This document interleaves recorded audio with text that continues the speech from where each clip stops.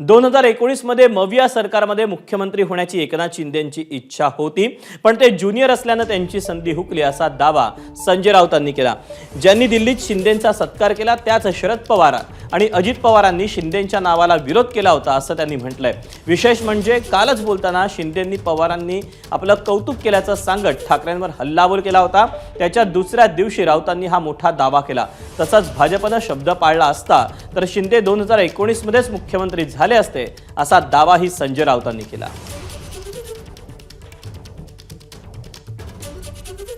अजित पवार व त्यांचे इतर सहकारी ज्यांनी त्यांचा परवा सत्कार केला दिल्लीमध्ये महाजी शिंदे पुरस्कार देऊन, ते स्वतः ज्येष्ठ नेते शरद पवार, या सगळ्यांची भूमिका होती। एकनाथ शिंदे चालणारच नाहीत, आम्हाला फारच ज्युनियर आहे, त्यांच्या हाताखाली आमचे लोक वरिष्ठ काम करणार नाहीत। म्हणजे स्वतः शरद पवार यांनी उद्धव ठाकरेंना हे सांगितलं, तुम्हाला सांगितलं की आम्हाला एकनाथ शिंदे हे मुख्यमंत्री पद उमेदवार नको। होय, यात लपवायचं काय? तसं नसतं तर विधिमंडळ पक्षाच्या नेतेपदी माननीय उद्धव ठाकरे साहेबांनी एकनाथ शिंदेची निवड होऊच दिली नसती ना भारतीय जनता पक्षावर। मी काय म्हणतो ऐकून घ्या। त्याने जर शब्द पाळला असता आमचा 50-50चा, तर शिंदेच तेव्हा मुख्यमंत्री झाले असते। प्रश्नच येत नव्हता दुसरं कोणाचं नाव असण्याचा किंवा दुसरं कोणाला पुढे आणण्याचा। उद्धव ठाकरे त्या बाबतीमध्ये अत्यंत प्रामाणिक आहेत। त्यांनी एकनाथ शिंदे यांना विधिमंडळ पक्षाचं नेतं केलं, तिथेच त्यांना तो एक सिग्नल असतो तो दिलेला आहे।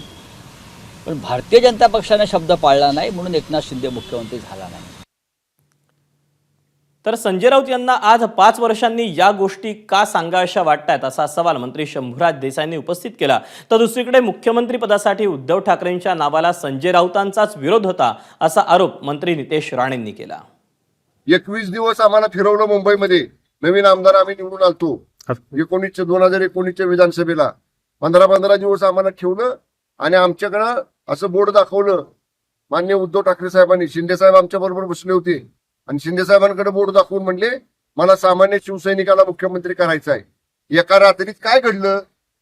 आणि जर तुम्ही संजय राऊत आता म्हणतायत ना पवार साहेबांचा विरोध होता, 5 वर्षात का नाही बोलला? पवार साहेबांच्या मांडीला लावून बसताय ना अजून सुद्धा। उद्धव ठाकरेंना मुख्यमंत्री करण्यामध्ये संजय राजाराम राऊतचा विरोध होता। थोडं मनमोकळी तुम्ही केसरकर साहेबांना बोला तर ते बोलतील खरं काय सत्य काय।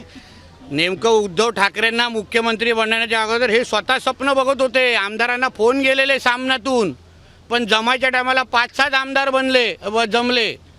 म्हणून मुळात त्यांनी सांगावं की बाबा तुम्हाला खरंच उद्धव ठाकरेंना मुख्यमंत्री बनवायचं होतं का? आता कोण काय म्हणतंय, आता काय म्हणजे मला भविष्यात तर मला असं दिसतं हे सगळीच परिस्थिती पाहून की तर तुम्ही एखाद्या पोराच्या सख्खा म्हणजे स्वतःच्या पोराचं नाव ठेवताना मला का विचारलं नाही अशी म्हणायची पाळी महाराष्ट्रात येईल। इतकं विचित्रपणा महाराष्ट्रामध्ये दिसतो आहे। दरम्यान संजय राऊतांनी केलेल्या दाव्यावर स्वतः एकनाथ शिंदे काय म्हणतात तेही पाहूया। अरे बाबा आता ते जाऊ दे ना, पुलाखालून खूप पाणी गेलं निघून, आता आपण पुढे गेलो आहे। अरे बाबा आता ते जाऊ दे ना, पुलाखालून खूप पाणी गेलं निघून, आता आपण पुढे गेलो आहे। एबीपी माझा, उघडा डोळे बघा नीट।